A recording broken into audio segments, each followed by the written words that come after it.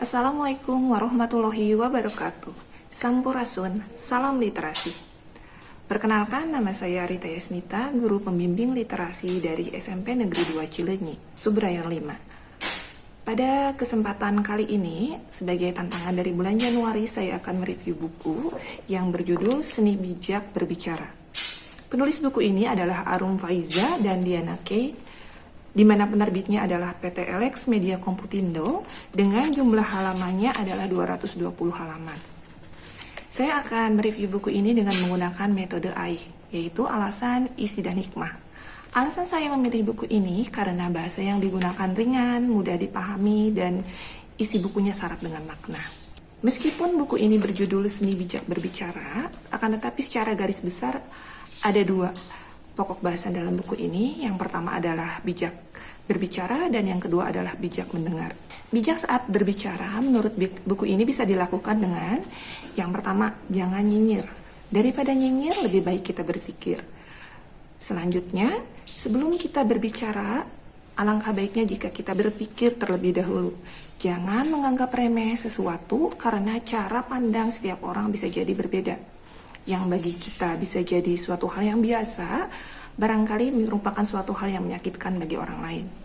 Kemudian jangan terlalu kepo, mengurusi dan ikut campur hidup orang lain.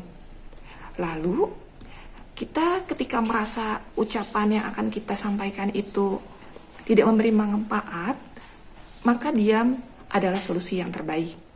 Kemudian, jika kita tidak terlalu memahami suatu topik, maka sebaiknya kita jangan terlalu banyak berbicara.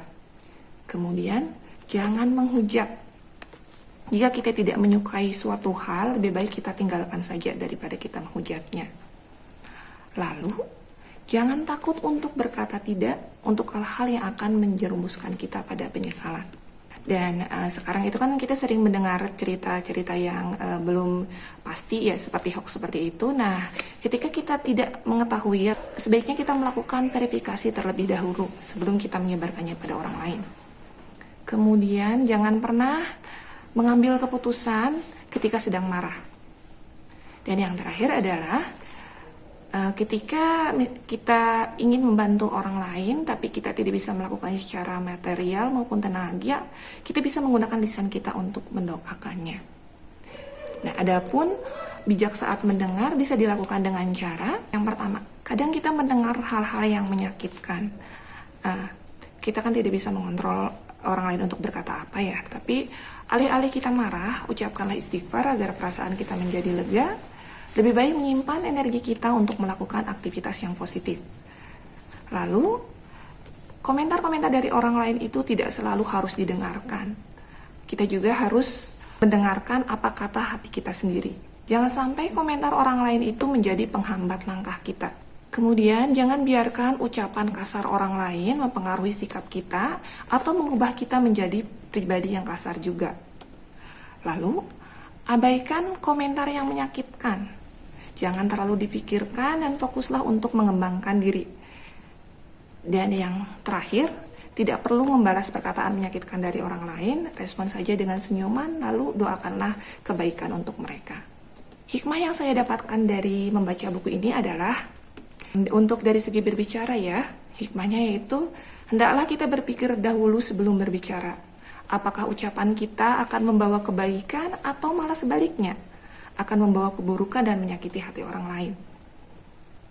Maka jika kita tidak bisa mengatakan hal-hal yang baik, sebaiknya kita diam. Nah, yang kedua, untuk bijak mendengar, hikmah yang saya dapatkan adalah kita tidak bisa mengontrol orang lain untuk mengatakan hal-hal yang kita inginkan saja. Ada kalanya orang lain mengatakan hal-hal yang menyakitkan. Akan tetapi, kita selalu bisa mengontrol bagaimana perasaan kita untuk menyikapinya. Jangan biarkan perkataan orang lain merusak suasana hati kita dan merusak kebahagiaan kita. Demikian yang bisa saya sampaikan terkait review buku ini. Terima kasih sudah menyimak. Wassalamualaikum warahmatullahi wabarakatuh.